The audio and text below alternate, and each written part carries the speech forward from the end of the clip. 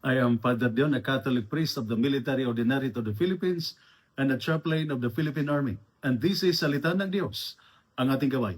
Today is January 9, 2026, Friday after Epiphany. Today's scriptural readings speak to a very human longing, the desire to be made whole, not only in body, but in mind, heart, and spirit. Many of us carry wounds that are not always visible: fatigue, fear, guilt, loneliness, stress, or a quiet sense of being unworthy. The Word of God today meets us right there. In the first reading, taken from the first letter of John, chapter 5, verses 5 to 13, St. John asks, "Who is the victor over the world?" St. John asks a powerful question. In our world, victory is often defined by success, recognition, strength, or control. But St. John gives us a different answer. The one who believes that Jesus is the Son of God. Faith here is not blind optimism. It is trust. Trust that God is present even when life is heavy. Trust that love is stronger than fear. Trust that failure does not define us. This kind of faith gives inner stability. It helps us face failure. It helps us face pressure without breaking, and uncertainty without losing hope. This is a faith that quietly conquers the world, not by force, but by perseverance.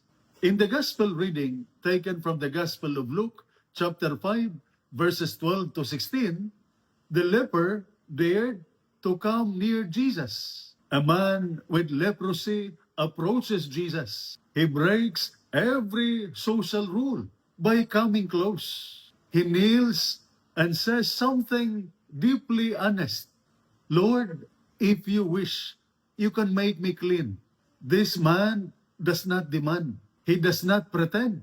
He simply places his brokenness before Jesus. And Jesus responds in a way that changes everything.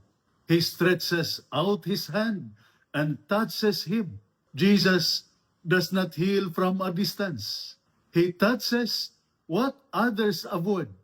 He enters what others fear. This tells us something essential for our own healing.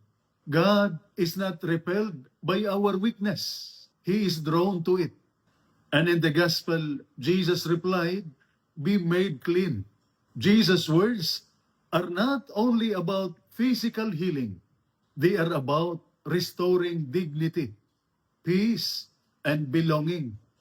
Many today feel unclean not because of sickness, but because of past mistakes, lingering guilt, emotional wounds, stress that never seems to end, feeling judged or excluded.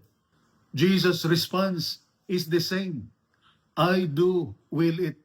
God wants healing, not only of the body, but of the heart and mind. He wants us whole.